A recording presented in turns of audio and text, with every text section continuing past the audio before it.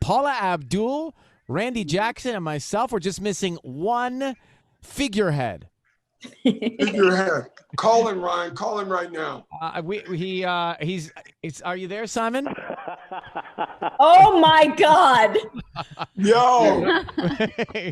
What do you want to say? You'll have to wait and see, darling. Okay, all right. That's about all I've got. We have a little more from him. I can't. Yo. You know, these little clips from all over the years gone by. You actually fooled me. Did you think he was on the line? I thought he was calling from the yacht in I know. Barbados. I was calling in. Simon, you fooled Paula. Hey. Oh my Paula, God. Andy, how are you? So great to see you both. Paula, how you doing? You look fantastic. Thank you, sweetheart. So do you. I'm doing great. Everything's great. Happy that the three of us are together right now. Well, I mean, is this the prequel to something? Randy, what do you have to announce? I know you've teamed up with Paula on Fox again, so what's happening? Well, listen, Ryan. Paul and I back on Fox. What are you doing, brother? Come on back, man. Well, Stop a show called moonlighting. American Idol, which is now on ABC. I know. It's so wild. It's so great though. The two of you are network mates, and we'll get to both of your series here in just a second. But I was so excited to hear that we're going to talk all together because I think the best chapter of my professional life was when we were all working. I shouldn't say the best, but I think the most life-changing chapter, right, was when we were all working together. And when we were doing it, it seemed like a long time. But now, Paul, it doesn't seem like it flew by. It's crazy. When I hear people say, I watched you when I was 20 years ago when I was a little kid, and Randy and I are going, wow. Yeah, I was 4. I was 4 at that time. I was in my diapers, so. Yeah, kids. But Ryan, had kids. I think it's the best time, life-changing time for all of us. I'm telling you, listen, the magic that we had, that everybody tries to copy or emulate, it can't be duplicated, right? It can't be But what do you? We've talked about this so many times before. But when you try to cast magic, it doesn't work, right? When you try and cast, it doesn't work, right, Paul? I mean, you had no idea that you and Randy and Simon would have what you had, and you too. And you too. The four of us. It was like magic. It just was crazy. You know what I liken it to, Paul and Ryan? Especially Ryan, it's like trying to find the right date. Well, trying to find the right romantic partner. Yeah. You and I should talk about that.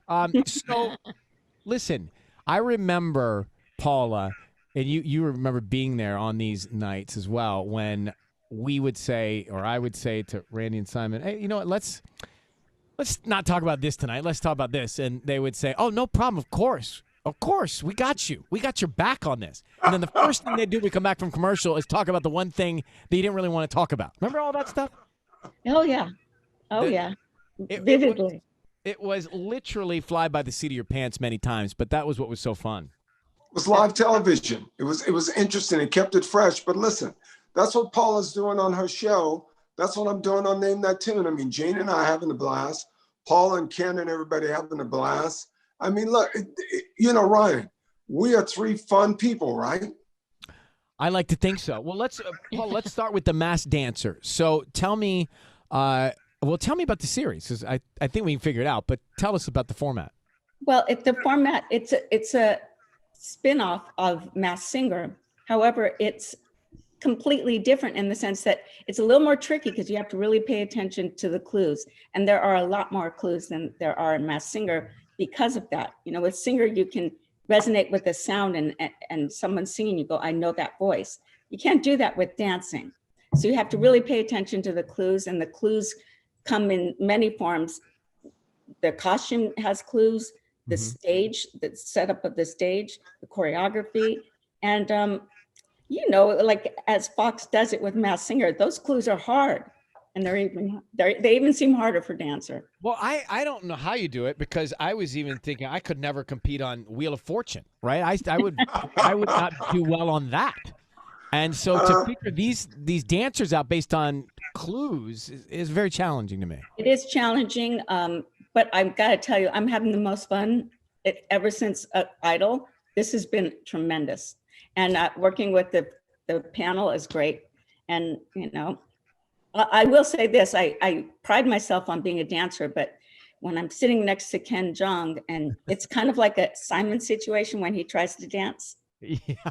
And it's very contagious. So I start inhabiting Ken's moves, and it's a little frustrating. So I kind That's of funny. So Paula will be on The Masked Dancer, and then after that, Randy comes on leading the charge with Jane on Name That Tune, which is back. Name That Tune, the iconic game show from the past, from the 50s, 60s, Ryan. Now, it's back. I grew up as a kid watching it. Wasn't that Jim Lang who hosted that? Jim Lang back in the day hosted Name That Tune. Is that right? Yeah, Maybe dude, it was all a of those dating game? guys, man. Those guys, all those like game show hosts, I feel like they rotated around different game shows then. I love It's the iconic show. You know, Paula, you grew up watching it too. I didn't grew you? up watching it. Yes, absolutely. So Randy, how does Name That Tune work now?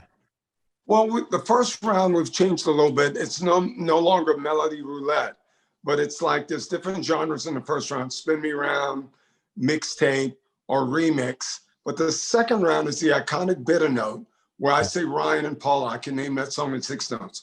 Paula says, I can name it in 3. I say, well, I can name it in 1. She says, name that tune.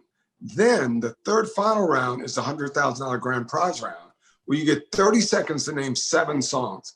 I'd like to see you do that on air with Ryan Seacrest. I don't know.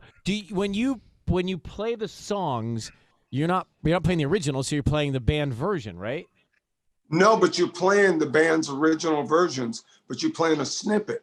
But So you got to be able to guess what that is. But the thing in bitter note, you also have to listen to the clues because it tells you possibly where the song's from, but you got to know the lyrics.